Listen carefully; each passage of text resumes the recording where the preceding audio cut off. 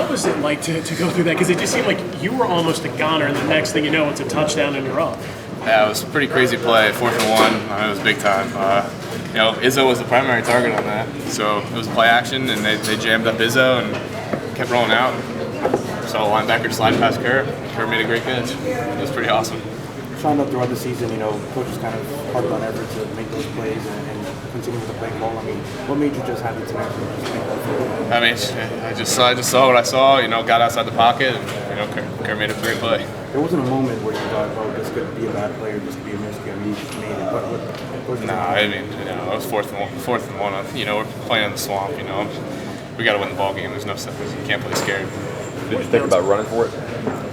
No, I trust my arm a little more than my legs. Fourth down's been an area of concern. I mean, FSU was the second worst offense on 4th down in terms of total conversions. To be in that moment, I mean, what's it like to know you can finally come through on the road against a top 6 defense? Yeah, it was big time, especially with our past struggles on the road, especially on 3rd down conversions, and not just that, even in the red zone. We struggled at Clemson inside the red zone, and it was nice to capitalize this week. You like you maybe to be state champs? Oh, it's awesome. 3 years in a row now, right? Yeah, it's great to send the seniors out because I came in with a lot of these seniors who did redshirt, and even the older guys like T. Smith and Marcus Brutus. It's awesome to send them out this way for everything they've done for this program. Yeah, I feel like things maybe to come and your main goals around the ACC playoff, but Jimbo just kept harping. There's a lot to play for. Oh, of course. So how did you guys? Everybody's used to higher goals. How did you guys keep? Yeah, it was tough. Obviously after that, but once guys started realizing that we could beat a 9-1 or 10-1 Florida team and get a New Year's Six bowl, which would still be a great season. So set the tone obviously for the 2016 season. How much did that atmosphere prepare you for this one? It was huge. It was huge. Obviously your first road start being in Death Valley was this was I think without Clemson obviously it would have been a little different, but I thought that it was huge. Which game was louder?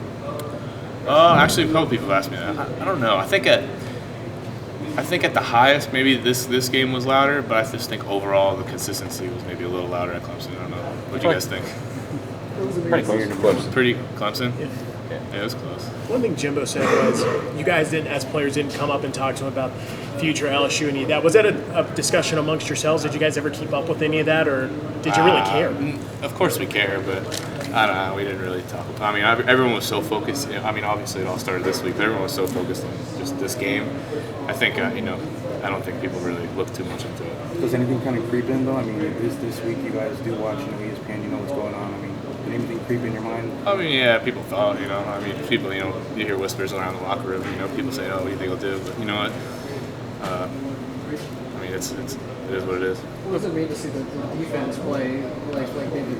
It was awesome. I mean, we got a heck of a defense, and for them to come out and shut them out in the swamp, we struggled at times, but they really put the cap on it. Sean, what's going through your mind is that ball was going towards the goal, going towards the end zone, kicking around, and then how did you get to it? I just started running backwards, and then when I saw Vetti try to grab it and then flung it to the left, I just was saying jump on it, so they only get 2 points instead of 6. I